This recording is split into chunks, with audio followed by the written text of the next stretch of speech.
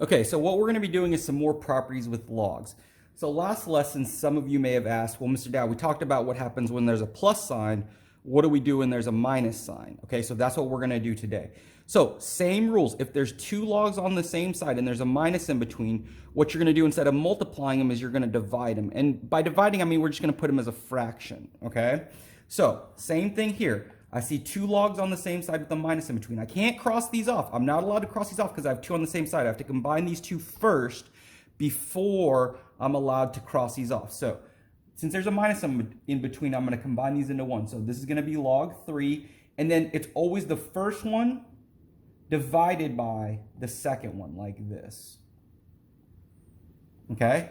Now again, do I have one log or do I have two logs? Well, I have one on each side, so I have two. So I can go ahead and just cross these off. So this is going to be x over 4 equals 25. And then how do you get rid of divided by 4? I'm just going to multiply them by 4. So this is x equals 100. Okay? Now, same thing here. I can't, like these two are on the same side. I have to combine these first before I can start solving it. So I see the minus in between. These are going to stay log 2. And then the first one goes on top, x over 2. Remember, that's 1 unit, okay? Over, and then the 3 equals 3 over here. I just rewrote that. Now, do I have one log or do I have a log on both sides? I just have one, so I have to switch it around. So the 2 is going to drop down and become big, and then these two are going to switch. This is 1 unit. This whole thing is going over here. So it's going to be 3 equals x plus 2 over 3. 2 to the 3, again, I'm going to check my chart. Let's see, 2 to the 3 equals 8.